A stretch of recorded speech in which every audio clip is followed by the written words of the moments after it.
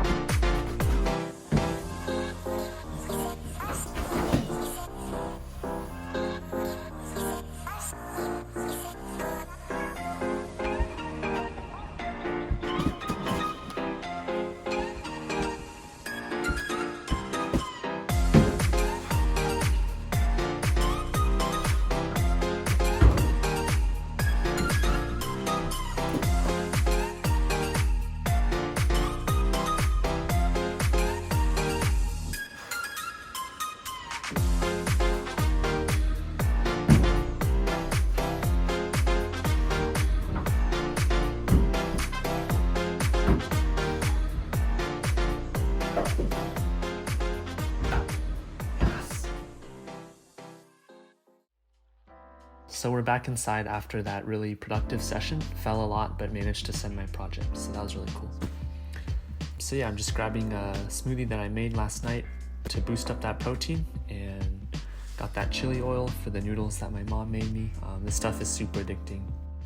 So for the smoothie is basically just Greek yogurt, scoop of whey protein, and frozen berries and honey, and some milk.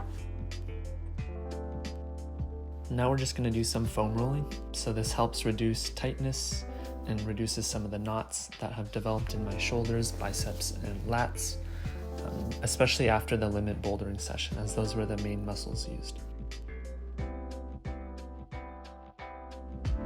Another thing that I really like to use after my sessions is this Joshua Tree climbing saw. It's got a bunch of different ingredients. I don't really know what they are. I can't really pronounce them either, but I'm pretty sure it's like a lot of herbal stuff, and it helps keep your skin less torn up and less dried and cracked.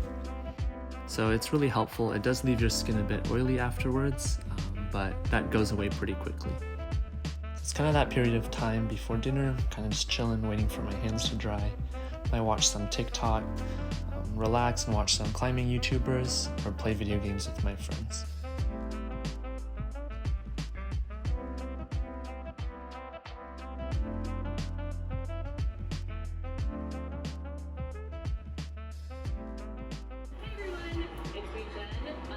here with a good friend that you might already have heard of, Geek Climber. What's up, guys?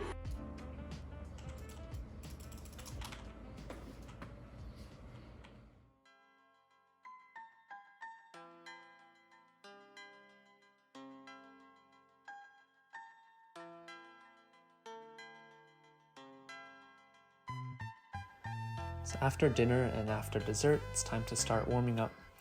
Some light resistance band work, do some scapula raises too, as well as just some body weight pull-ups. So in this workout, we'll be doing 3x3 weighted pull-ups, 3x3 assisted one-arm pull-ups using a t-shirt. One set is 3 reps on each arm. And then after that, we'll be doing 3 sets of negatives. Again, each set is a single rep or negative on each arm.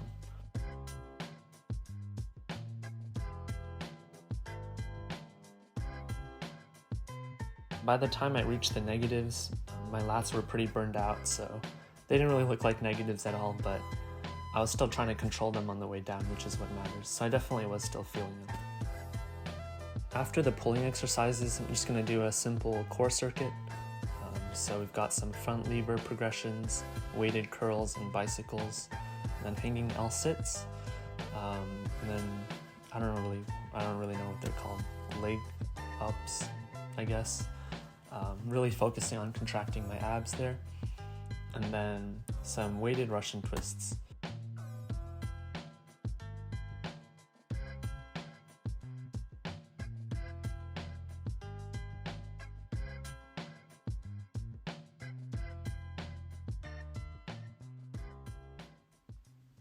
So finally, we've come to the thing that I probably dread the most. It's my flexibility routine. So there's a reason why I leave this for the end of the day and always have to have Netflix or YouTube pulled up while I'm doing it. It's just not my favorite thing to do. But yeah, I've seen the improvement it's had on my climbing a lot recently, so it's definitely worth doing. My routine is very similar to Manny the Monkey's routine, and so I'll link that video in the description below. But I've added a couple of additional hip flexor exercises, and I hold each position for around 45 seconds each.